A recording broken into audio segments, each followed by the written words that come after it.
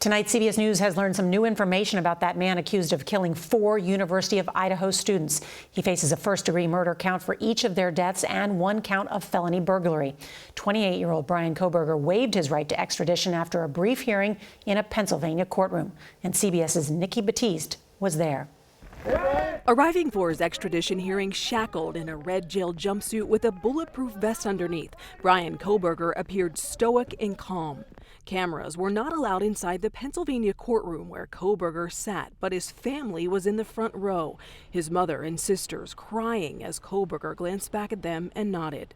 A law enforcement source tells CBS News the suspect's cross-country trip during the holidays from Washington to his parents' Pennsylvania home was tracked using the Easy Pass from his white Hyundai Elantra. Newly released body cam video shows the suspect being stopped by police in Indiana for a traffic violation on his way back to Pennsylvania.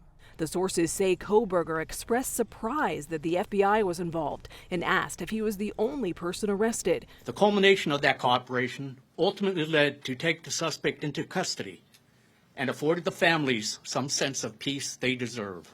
CBS News has learned authorities linked Kohberger's DNA to familial DNA in an ancestry database. Kohberger is accused of killing University of Idaho students Kaylee Gonzalez, Madison Mogan, Zana Kernodle, and Ethan Chapin as they slept on November 13th. Once back in Idaho, a probable cause affidavit will detail the evidence against him.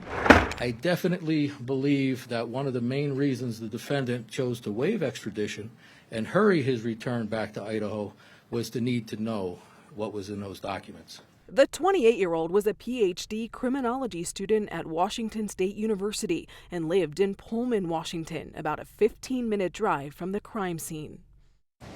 If convicted, Kohberger faces life in prison and possibly the death penalty. CBS News has learned he's still here in a Pennsylvania jail tonight on suicide watch as a precaution, but he has been assigned a public defender in Idaho, where he has to arrive within 10 days. Norah?